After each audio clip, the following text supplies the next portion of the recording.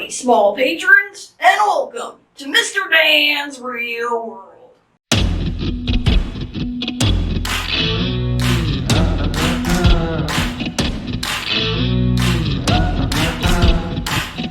The westward expansion of the United States was a series of controversies and violence, mingled with a parallel series of discovery and wonder. But let's not get things twisted, babble-smacked, or piddly-dinkled.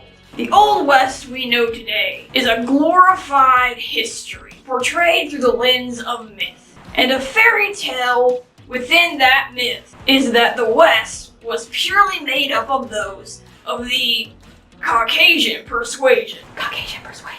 Now this here, small patrons, is what Mr. Dan likes to call a falsehood. African American homesteaders, cowboys, pioneers, and infantrymen played as an integral role in American history as their white counterparts. In this episode, we're going to look at 4 African Americans, lawmen, homesteaders, abolitionists, and cowboys to shed some light on this forgotten part of American history. First up is Bass Reeves. Now, Bass Reeves was born in 1838 and grew up in Texas. Now, Reeves was born enslaved, but he had to flee to the territory that was then known as Indian Territory, which made up primarily of Kansas and Oklahoma, after striking the slaver during a game of cards. He lived among the Creek, Cherokee, and Seminole nations, and was able to speak their languages. Eventually, he made his way back to the western edge of Arkansas, settled down, and had a family. But there was lawlessness out there in the West, and people who were most likely squatting on that land illegally were crying out for protection. And the only man who could answer that cry was Judge Isaac Parker, also known as the Hanging Judge.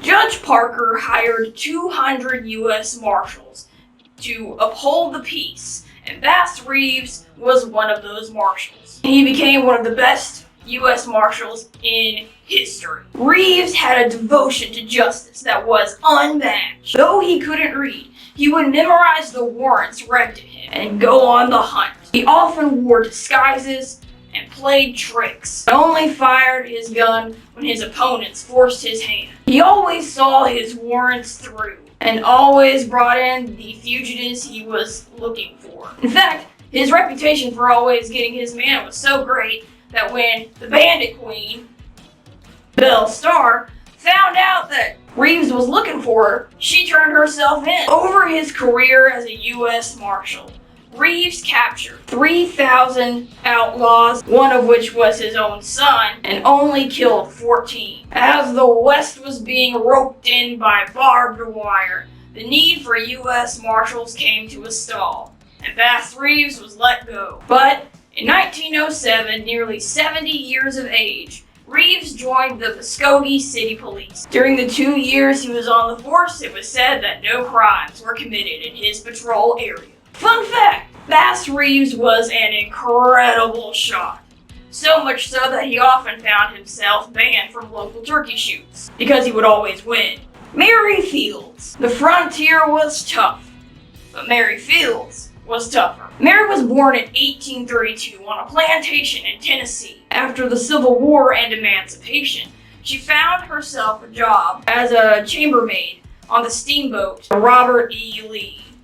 But when she heard that a friend had become ill, she quit her job and went to go care for her friend and her friend's children. When that friend died, Mary accompanied the children to a convent in Toledo, Ohio, where the children went to live with their aunt. The aunt would later be transferred to Montana upon accepting a job as the Mother Superior of the convent there. The Mother Superior, known as Mother Amadeus,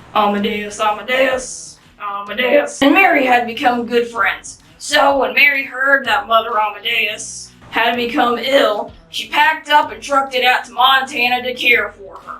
While at the Ursuline Sisters Convent, which Mary helped build, Fields took on the hard labor she had been accustomed to doing while she was enslaved. Not only did she help build the convent, she also tended to the animals and drove a freight wagon to deliver supplies to the mission. But her real passion was taking care of children. Now, Mary Fields had a short temper and a will tougher than train rail. She was often the only woman allowed in saloons and would take on anyone who disrespected her. Whatever you threw at her, Mary threw it right back, and often with her 38 close by. But tales of her rough and tumble escapades made it back to the ears of Montana's bishop. He soon ordered Mary out of the convent. But Mary persisted. At 62, she had a brief career as a restaurateur, and though the business went under twice, Mary had become known for her generosity. She never refused anyone a meal. After her restaurant was gone for good, Mary Fields took a job as a mail carrier. Few were as dedicated to delivering mail or protecting the letters and packages as Mary. She never missed a delivery, and even trekked through snow in the middle of a blizzard to make sure she delivered her mail on time. She was the second woman and the first African American to ever drive a star route, and for 8 years, Mary toughed it out on that route before retiring at the age of 70. She settled in Cascade, Montana, opening a laundry business in her home. Over the years, Mary Fields' temper began to mellow out, though it would rear its ugly head during baseball games when those naughty umpires dared to make calls against her favorite team. But Mary had the heart of the Cascade community, and when she died in 1914, the whole town funded and participated in her funeral. Fun fact, Mary Fields, while out on delivery, once stayed up all night to fight off a pack of wolves with nothing but her .38, a shotgun, and some fire. Bill Pickett claimed to have invented the sport of bulldogging, and nobody was going to dispute that. Pickett was born in 1870, the second of 13 children.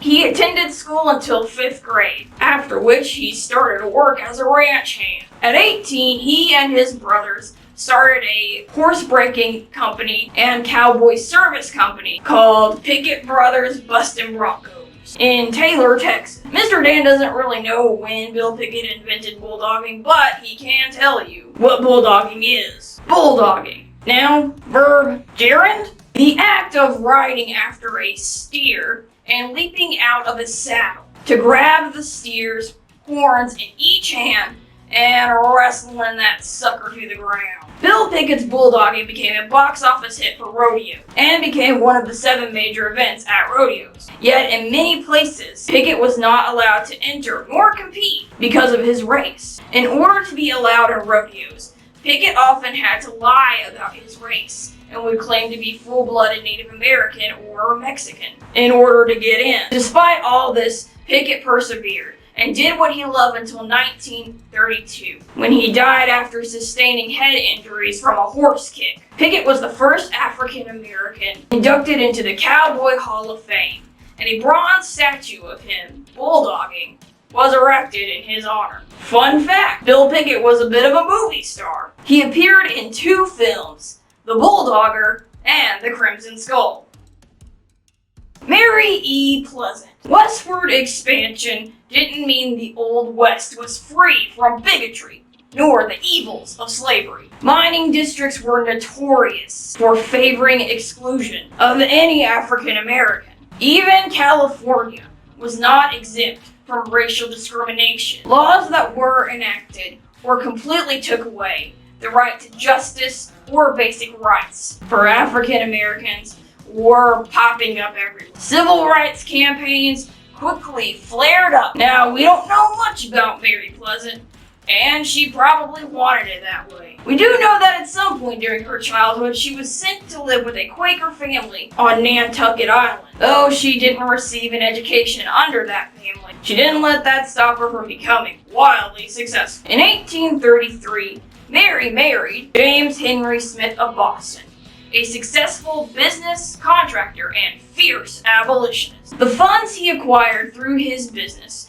were used to support the Underground Railroad in Philadelphia, where both he and Mary lived. After 4 years of marriage, Smith passed away, but he left Mary a substantial inheritance. In 1847, Mary remarried. She was married to John James Pleasants. When a contingency of abolitionists decided to head out west to fight for the cause, Mary and James followed and arrived at San Francisco in 1849. It was there Mary learned how to manage money, run businesses, and, get this, worked as a housemaid for up to $500 a month. She quickly bought up small businesses, took on proteges to help build their careers, and helped those in need. But she never lost sight of her abolitionist cause and supported those who had come from California to escape slavery. Mary would even hunt down places where slaves were being held, which was illegal, and challenge the slavery. In 1859, Mary traveled back to Boston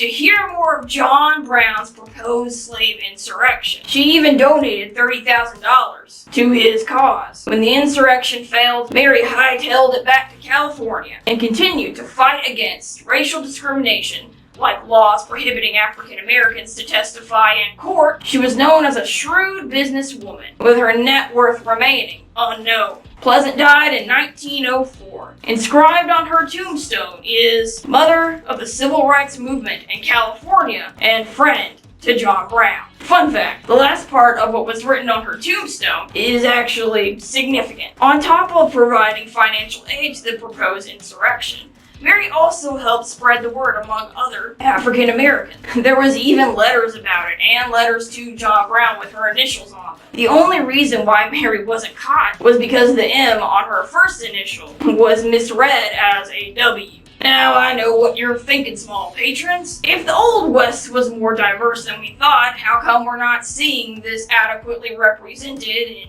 books, movies, TV shows? But let's take a brief look at that history. There's not just one reason, but one of the big ones is Buffalo Bill's Wild West show. While the entertainment shows offered African Americans the chance to show off their skills, the stage shows didn't feature any black cowboys. While Native Americans were present in these shows, they were often portrayed by villains who were ultimately defeated by cowboys of the Caucasian persuasion. And if you grew up on westerns, you know that is still the basic plot for a lot of them. Well, small patrons, it's time for this here cowpoke to get back to the ranch. Remember, be righteous to one another and take care of each other. And have a joyous Black History Month.